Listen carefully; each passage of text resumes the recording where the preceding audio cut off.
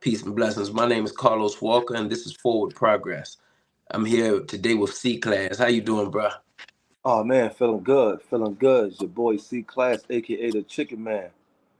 Okay. So, if you will, before we start, share about a little bit about who you are and what you do. I'm C Class. I started off as a rapper, clothing designer, and then businessman, and then down the line it transformed from the streets to making music, to film, to doing shows, to writing books, like working with Beanie Siegel, AZ, Dark Low, Tone Trump, DJ Self, like Smith, like so it's been a long journey, but it all started from just being a hustler. I was a booster, so I always had that want for more and finer things. Okay. So, let's get into the interview. So, first off, boy, if you will, share a little bit about because you ended up getting locked up for some stuff. Yeah. Before that happened, who were you? Share a little bit about your earlier life, your upbringing, the things that you were into, who you were as a young kid. Share Oh these. man, as a young kid, I was a kid who loved basketball. Like growing up, like I kid love basketball, and I love playing video games. This was like I'm giving you a time. This is like from age maybe say 5 through 10, because then you'll see what happened from 5 through 10. I used to play ball, hang with the fellas like that, and then from 10 and there, my pops got locked up and left. My uncle got locked up and left, and my older cousin, my brother got locked up and left. So all of them left at one time. So from there, it kind of just shifted. You know what I'm saying? Everything shifted. And then from there, I started just, doing more other stuff like stealing and everything like that. But that also became a part of something I love too. You know what I'm saying? Because it became like a thrill and became something that people like me for. Because growing up in my household, like people don't know, like me, I'm not religious or nothing, right? But growing up, in my I lived in the projects, you know what I mean, 16 floors. You know what I'm saying? I lived on the ninth floor. So in the back of my house, my grandmom's, she had the Bible. Every time I get in trouble, she would my ass let me read the Bible, 23rd Psalms. But in the living room, my uncles and shit like that, these niggas is Muslim 5%er. So by the time I leave out the door, they trying to give me the Quran, you know what I'm saying? So I didn't take none, but that was like, you know what I mean, inside my household growing up, you know what I mean, stuff like that. You still have I guess I say a foundation, even though you may not, go either way. You still have knowledge yourself, Yes, or yes. knowledge of the word and what the word can do. Because grandma kind of forced it on you, but so did the men. Yeah, but let me So tell you how ill it was. Like this, how diverse my grown up was. I didn't understand till I got older. So like I said, in the back of my house is the Bible, in the front is the Quran. But by the time I get downstairs to the lobby, is the 5% nation. You know what I mean? The gods of earth. You know what I mean? Born son, Allah. You know what I mean? Nabar. So this was all around me. You know what I'm saying? you learn to be universal without even having to go into a studying background. They were all there at one time, Yeah, yeah, feeding you. yeah. So share a little bit of okay, so from 5 to 10, this is basketball, everything. But then you say your father got locked up. Was that around 10? Yeah. That's when everybody left. Brother. All. So Yep. tell me a little bit about that background. What happened with you? What was the emotional standpoint behind it? No guidance other than the streets and the women who was there, I'm assuming. Yeah, definitely. It was like basically it was like just lost, Mm. like a lost kid. I think for me, that was the roughest time of my life, if I could look at it. And it's crazy because I've been through way worse, but when you're a kid, you don't know why things happening is crazy. So It's crazy. this right here can not just speak to a bunch of us who are older, but there's a bunch of youth that can really utilize understanding the outlook that you actually went through. And that's why I actually do it because I'm one of the lucky ones who went through that and made it out and became something. And I know a lot of kids ain't that strong to actually do what I've done to make it through all them obstacles and everything. Because when you lost in the ghetto, you don't understand why. You like why? You know what I'm saying? Why me? Why my life? You don't know. But this shit going on in every hood, every door next door to yours. You know what I'm saying? Until you realize it. But at the same time, you just moving on with life, so it becomes a family structure with the streets. And that became the family. Your brothers, cousins, sisters, aunts became your people from outside. That became your family. Okay, so between 10 and when did you actually catch a case? Shit, I caught one of my first cases at what, 15, like that. Share a little bit about between 10 and then. I know you said you was a booster. Yeah. So what was your case at the age of 15? Well, I caught many cases before that too, but the one of the ones that stuck was a gun charge. Like boosting, like you'll get caught many times, but you're a kid, so only thing they do is call your parents to come to the store and get you. You know what I'm saying, and shit like that. So you'll leave. You know what I mean? Only thing that stuck was like the gun case and like in a robbery. And so like, that's what actually stuck. You get what I'm saying? And that's when I actually went to the juvenile jail. And actually, I did a story on it. I ain't released it yet, about the story on that. I went to the juvenile jail, and that was shocking because the shit was some bullshit. You know what I mean? If you look it up, it's called the Barge. It's the Eric E. Bain Centers in the Bronx. It's a boat. You get what I'm saying? And a boat is a fucking prison ship. And a prison ship is designed to house maximum and medium security inmates, adults. That's what it's designed for. They had us kids on that shit. You know what I'm saying? On a fucking boat. And I don't know, cause remember, I've been getting arrested as a kid a lot, but I'm always get to go home. So I got arrested twice in 1 week for two different guns, just like that. And they said you ain't going home. You know what I'm saying? We gotta take you.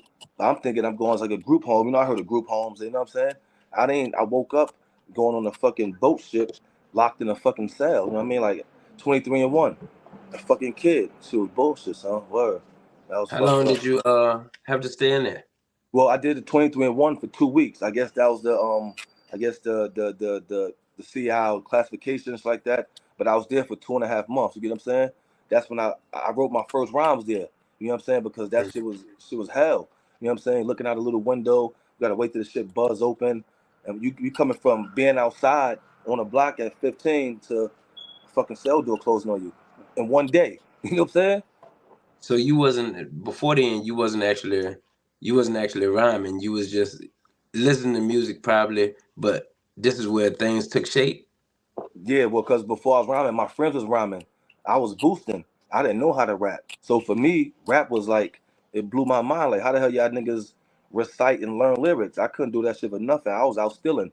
I wasn't listening to the radio, none of that shit. You know what I mean? They was doing all that shit. So when my friends be rapping, I'm always the person that challenged myself, like, nah, I got to do that shit too. But I couldn't do it. I mean, it was just, you know what I'm saying? Like that. Just one thing I couldn't catch. And then being in there because the first day, I'm gonna tell you, the first day when I woke up, they opened the cells and I came out. When I came out, we had to go downstairs morning for breakfast. When I went downstairs, all the niggas that I went to junior high school with that I didn't see on the street, they was here. I'm like, oh shit, this where everybody at. Like, you somehow you don't see nobody, you thinking niggas move. Everybody's in here. So it felt a little comfortable, you know what I'm saying? Like, mad niggas I knew was in there already. So you ended up doing your first rap there. Yeah, How yeah. how did that work out, or what did you start doing after that? Because obviously your rap career took off. Oh shit! Remember, I was 15. They gave me 18 months probation, and remember, I'm a kid. I'm back at it. You know what I mean? I ain't really rapped in, still ain't rap. I just wrote that one and was just, you know what I mean, messing around with it like that. So you ended up hitting the streets, going back out there, doing what you're doing. So that was 15. From 15 to when? When was your next? Or what else was your life based on other than, I guess you could say, being just street life? Shit. Oh, we was still in cars. Yeah, we had cars at 15. Like we had a master key. My people was at master keys. Them Crip dudes I used to run with. We had master keys to Toyota Camrys and shit. And we was out there like New Jersey Drive in Brooklyn. Like, you know what I'm saying? We all had cars. We was wilding. You know what I'm saying? It was crazy to the point where we was stealing each other cars because like we had the master keys. So you might get a banging car than mine. I know where you live at. Nigga go outside, son crib or his car right there. Jump in his car, take it, leave him out on the shit. He'll see me in traffic. So you took my shit. All right, catch up with me, nigga. You know what I'm saying? It's like that, passing keys around and shit. So yeah, we was into a lot of scams. We was getting $1,000 checks from Banana Republic at 16 and shit. Because they had, you know what I mean, certain policies where if you spend a certain amount of money and you return it, you get a check in the mail. You know what I'm saying? So we was out there just, you know what I mean, getting to it at a young age. So that was really what I was into, you know what I mean, before the extra shit started. So here we go. We're gonna move forward into the extra stuff. So now I guess you're getting older. Yeah. And how did this last case, the case that you wrote about the book, if you will, share the book with the folks? Oh man. So this is right here, 15 Seconds to Life. Right here. You know what I'm saying? This book is right here is an anger management guide to anger management, self-control. So this picture right here is a picture when they had me, the newspaper wanted the 2009 reward for my arrest. And like that, I use this picture because this guy right here I had to transform from to become this guy right here. And these some of the tools I use in this book to transform myself, and as much as possible as I can. And pretty much, oh man, that right there, shit, that led up to, well, I was on the run 2 times, you know what I'm saying? Like that 2 different times in 3 years where I was, you know what I mean, wanted by the police and shit like that. And a dude was shot, you know what I'm saying? First of all, it wasn't even my beef, you get what I'm saying? So this is how the streets will suck you in some shit. Well, I did some shit too. Let me stop. I did some shit too. But I did some shit too. Nah, it was some little niggas in my hood. No, I mean, you got love for your young boys. These are young boys in the hood. And some other dudes from the hood was there, and they done robbed him, put guns in his mouth, you know what I mean, and all type of shit like that, you know what I'm saying? And they did it over some dude that wasn't from the hood, you know what I'm saying? It's like that. So when I saw him, you know what I'm saying, I just turned him upside down, you know what I mean? Shook him up a little bit, you know what I mean? You know what I mean? A little bit like that. And I left it alone. So then the dudes come say they looking for me. I wasn't even there. You know what I'm saying? Yo, they gonna do this to me, kill me. They scared the whole building up. And at that time, you know what I'm saying? I'm just more on some. If you threaten me, I gotta do what I gotta do shit. And mind just an older dude. So you thinking an older dude that's in the streets more, he gonna hold it down. So I come outside, get a phone call. They tell me, yo, nigga, looking for me. I get off the train. I see my mans in the train stations. These niggas is like ghosts in their face. They looking scared, nervous. You know what I'm saying? Like, your son came to the building, put guns at everybody, said he gonna kill you. I'm like, what? You'll kill me? Where you at? So I said, all right, matter of fact, leave me alone. I left and happened to go upstairs and look out the window. I see the kid outside, the dude outside, you know what I'm saying? See him outside and whatever. So I'm going out there. I ain't called my homeboys, I called nobody. It's crazy because I know what I had on. I had a black and white Coca-Cola shirt on, had a red and white Coca-Cola on it, had some light blue jeans, and I was fresh, you know what I'm saying? Some white Air Force Ones, you know what I'm saying? I was fresh and shit. So I walk over there and I see the dude, you know what I'm saying? So as I'm walking toward the dude, you know what I mean? He like, yo, what up? What up? So I'm like, what's up? So as I'm walking towards him, I guess he get nervous. He pulls his gun out, you know what I'm saying? Nigga pulls out a big ass 45 and shit, you know what I'm saying? So I see one of his men next to moving. I said, no, son, don't come close. Like that. As soon as I said that, son stepped up. When he stepped up, I already had my hand in my pocket. You know what I mean? Was ready like that. And I hit first. You know what I'm saying? I hit first. I hit him. Hit him in the leg. Boom, he fell back. But before he fell back, the nigga shot like 3 shots at me and shit like that. Word. So I had to fucking move out the way, them then fall and shit. You know what I mean? Make sure it hit me because we only like what? Maybe 50 feet away from each other. Like we ain't like 25 feet. We were close. You know what I'm saying? To each other and shit like that. And he running. As he running the building, he hopping and shit. And I'm ready to get him, but it's like, nigga, at that point, that's when everything come back clear now. You know what I'm saying? See the old lady standing right there. So it's like old lady right here by the building. It's like a little barrier right there. He right there. Motherfucking kids and shit. You know what I'm saying? That's when you start to realize like, oh shit. You know what I'm saying? Like nigga, you know what I mean? You got to make moves. You know what I mean? It's like that. And then he ended up telling. The nigga ended up telling because he was on parole. He was on parole for something, I guess, run from parole, and I guess his way to try to get out was to tell on me. So I had to go on the run, you know what I mean? And hopefully stay on the run long enough till he get out, you know what I mean? And let him know that, you know what I'm saying, this ain't what you supposed to do. You know what I'm saying? Because let me tell you how it went down. You know what I mean? So it got even worse because I was on the run for a while, got in contact, whatever. He posted like, yo, it ain't nothing, you know what I mean? It ain't nothing. Cool. Turn myself in. I'm figuring to turn myself in. I'm out of here. Man, I go in that precinct, man. First of all, we smoked like 20 blunts in the car outside the precinct, nigga. We got high as fuck, me and my niggas and shit, before I turned myself in. And then I went in there, and this motherfucker came and pointed me out. Nigga lied. Came and pointed me out, you know what I'm saying? Shit like that. He came to court once, and then after that, nigga spoke to him, whatever. He ended up not coming to court no more and shit like that, you know what I'm saying? And shit. And then I saw him one day, face to face and shit like that. I saw my son one day, you know what I mean? And shit like that. I was getting on the train. He was right there. I'm like, what up, you good? He's like, yeah, I'm good. That's it. So, how old were you around this time? I was 21. He was 28 and shit like that. Okay. How long did you stay in jail? Oh, I did 2 months. I was there for 2 months sitting there. You know what I'm saying? I supposed to not been at all. He supposed to came precinct and said nothing. You know what I'm saying? Was there lessons learned looking back now that help change or make you into the person that you are now? Yeah, definitely, definitely. The lesson learned is that you ain't got to jump to everything. Everybody don't deserve to get, you know what I mean, that type of force. You get what I'm saying? Because some of them don't even want it that bad. They just, you know what I mean, front and then you do something to them and look. You know what I mean? Because even in the newspaper article, the nigga lied and said that I robbed his sister for her earrings, and that's why I shot him. That's what they said. You know what I mean? In the fucking paper. So you know what I mean? So I say I robbed the girl, and that was his reason for, you know what I'm saying? X, Y, Z, and shit like that. So was that the last incident that you had, I guess, with the system before your change, or was there another one? Because I know you said you was on the run twice. Oh yeah, so no, that was one before that one. You know what I'm saying? Okay, okay. So in Yeah. this moment is when you actually made the changes that needed to be changed, or how did that take place? Nah. Something else happened again. You know what I'm saying? After that one, it's like that.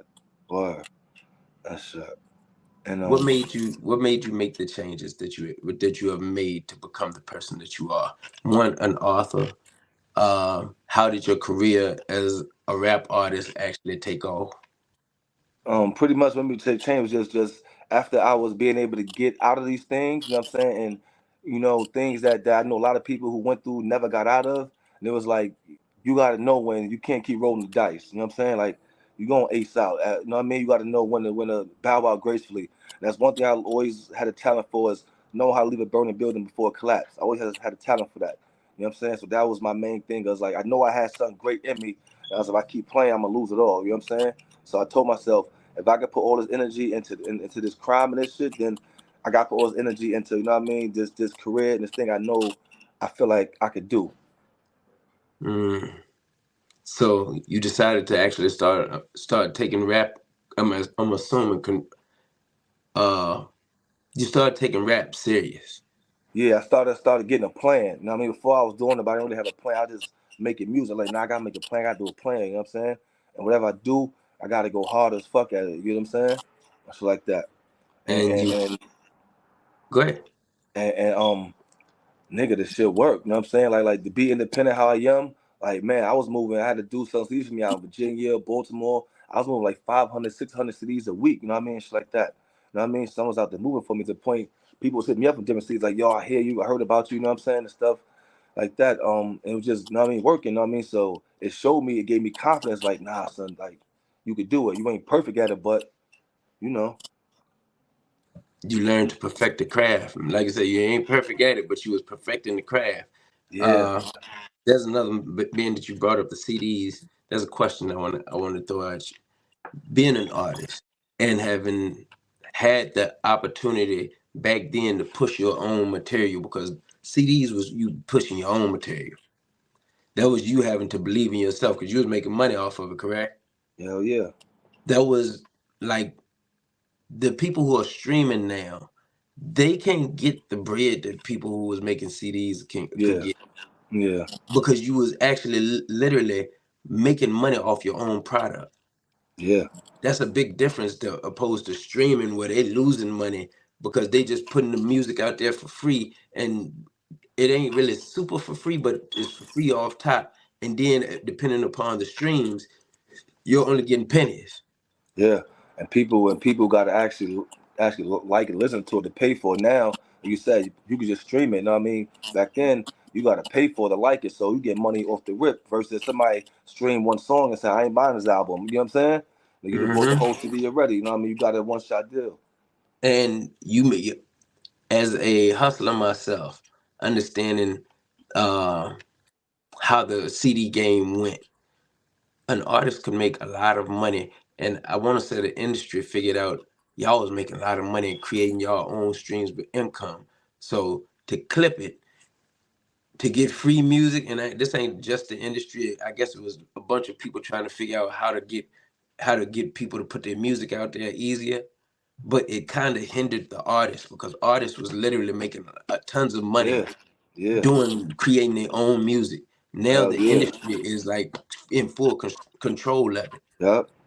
You definitely Now, right because if they ain't had that streaming, like, or if CDs was still bumping, you know what I mean?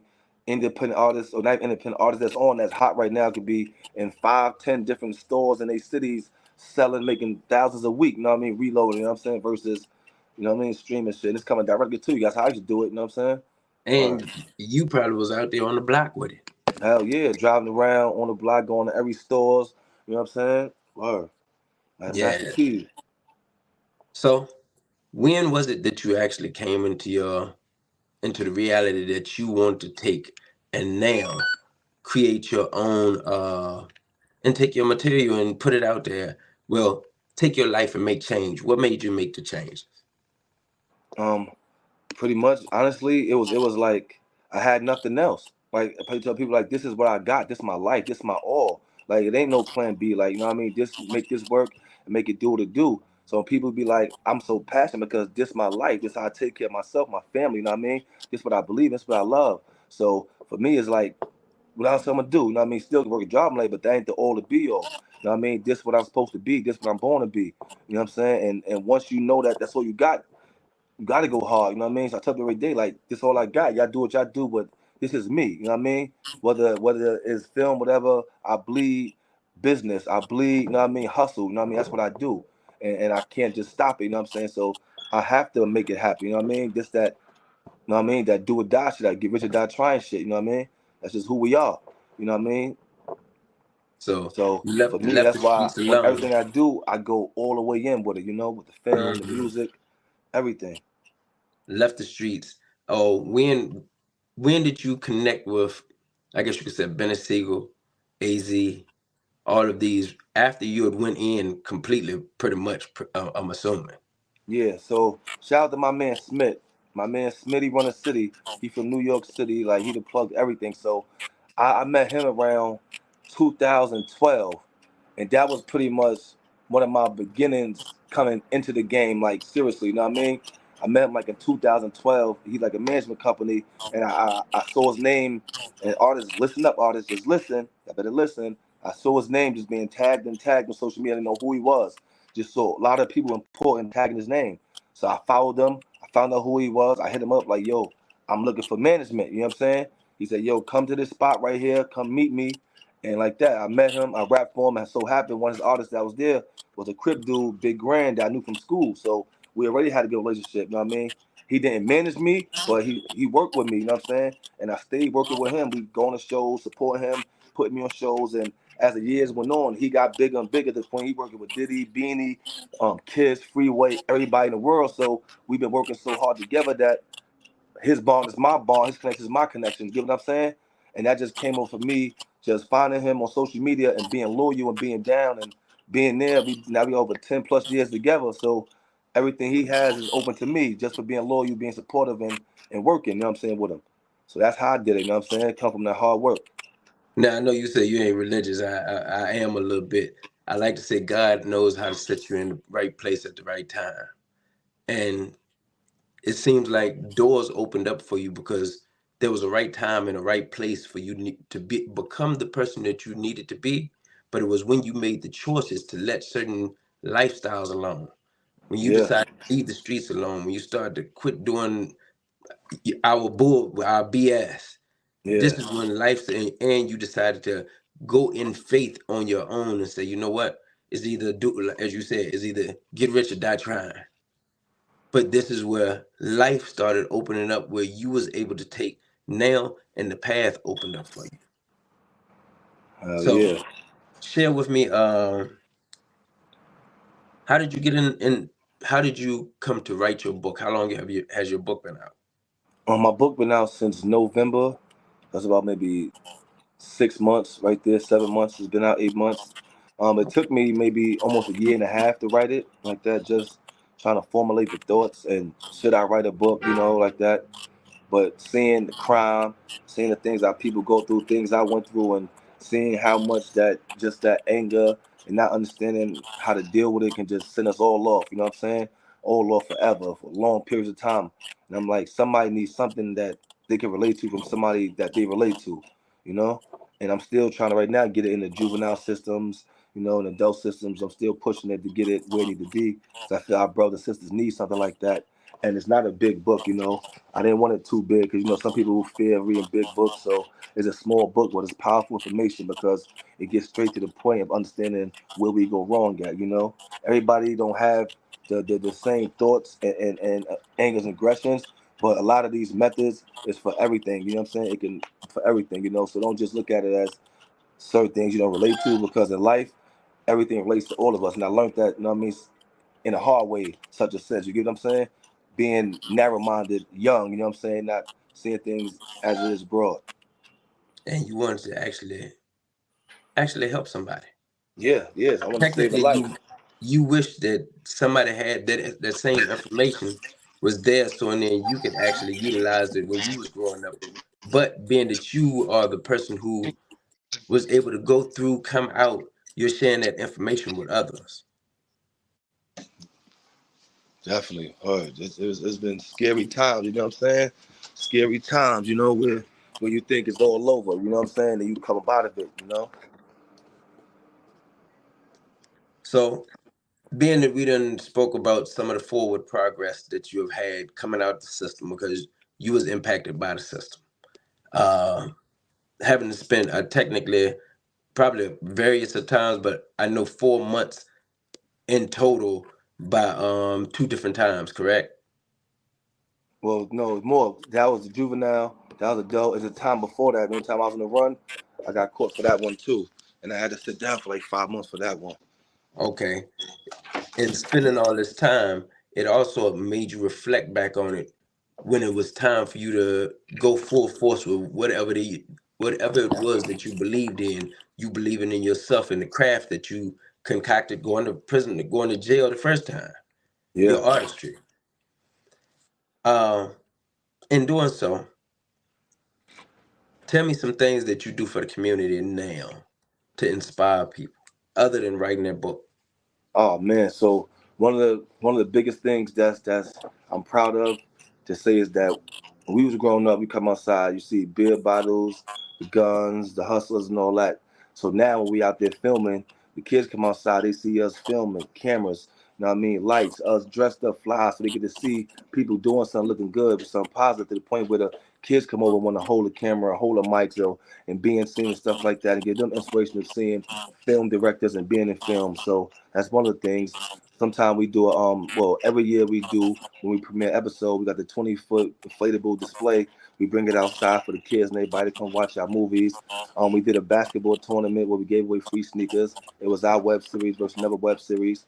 And we did a Thanksgiving holiday and we premiered the episode. What we did was we didn't do the turkey shit. We cooked real food and everybody from the neighborhood come have dinner together. You know what I'm saying? So we do stuff like that, and I give out clothes all the time, bring out bags of clothes, take it to the block, you know what I'm saying? And, you know, just always making sure I'm out there to do what I can to help because, like you said, we ain't have that. Another thing, I'm just going because I started doing it myself. I'm gonna add this one to you. Your book. Some kids ain't gonna never read unless we start putting books in their hands. Yep. If you can find the funding for people to purchase your book, so you can give it out, but so then you can sign it for them. Most of these kids ain't never had a signed book. Take and get people to purchase your book for them. That way they can get the information that's needed to stop them from making the wrong decisions early, kind of like yourself. But you get to give your testimony. You get to tell your story and let them hear your story because your story is where the power is at. By you speaking to them and telling them, yo, I used to be where you was at. I used to do AYZ, I mean ABC, XYZ, and now this is where I'm at. That stuff doesn't lead you on a road to glory, leave you on a road to destruction. I used to True. be there and I had to transition. And when I did, I put all my energy not into doing that, but into being positive and putting it into this, which led me to become the author, the director or the film star. Because you have also won a few awards too, correct? Yeah, definitely. Yep. And I got Share one a little bit coming up about too. huh? I got another one coming up too. I just got nominated for an award coming up too in September. Or Blessings, blessings. Share what award you actually won. Oh God, hold on. It's right here. Actually, let me get it right here. It's right here. So boom. This my award right here. It's the Web Series Awards, New York City Web Series Awards, and I got the best actor in the lead role. So I mean, out of all them other people, I was the best actor in the lead role. You know what I'm saying? And it's a film that I wrote myself, directed, and edited myself. You know what I'm saying? So yeah, so get some recognition for that right here. Best actor. And look at the well, there's a few things that I'm going to congratulate you on. A lot of a lot of youth don't know that they have skills, they have talents. Not only did you have the talent to be an a rapper and touch some of the biggest names, but you're also an author now. You also wrote and directed a movie. That's big, and then played the star in it. Yep. A lot of youth need to be able to see more people like you, but to hear stories like yours, because you can find yourself in a world of trouble in your past, go to jail, do the whole nine, be a delinquent in some form, not knowing that you got greatness in you, Yeah. Yeah. and your greatness is showing up. That's the beauty of this. That's what one of the reasons why I wanted to actually give you accolades and thank, hey, let you Thank know you, man. I'm grateful Thank to you. God for who He's created you to be, because now I get to look at the man and say, hey, I know his story, but I also know where he's come from, but where he's at now, and how this can impact a lot of lives. So I appreciate you for being the man that you chose to be. Yep. Definitely true, man. You got to stick in there because you never know your true potential down the line. Tell the kids, man, don't give up on yourself now. You never know your true potential down the line. Just stay as long as you stay around, stay alive. Know what I mean, you can become something. And if you can, give me a word of wisdom outside of the words you just shared, because technically that would have Yeah. been a word of wisdom. Give me a word of Never, wisdom that you can never give them. limit Never limit your creativity. Expand it as much as possible. Never limit it. Whatever you think you could do or you thought you couldn't do, try it. Because I was just doing clothes and music. Never had fathomed acting, writing, directing. Couldn't fathom that ever. So, but that's all in creation. I was a creative. I never went outside my creativity besides music and clothing line. So don't limit yourself. That's my right there. Appreciate this, bro. I really do. Look, let's stay connected. Before we jump off here, I do stay on. For all of y'all who are watching, as he just said, never limit your creativity. You don't know who you was. For me, I was a drug dealer. I didn't, and I used to could do art, but I didn't believe in my craft. I had to go to prison in order for me to even go back to the craft, and then it became what I am now. But this is pretty much the same thing that happened to him. Sitting Yep. in jail, he learned that he could actually write, and that writing turned into what it is now. Never limit yourself. So this is forward progress. This is C class, and hey, my name is Carlos Walker. Thank y'all.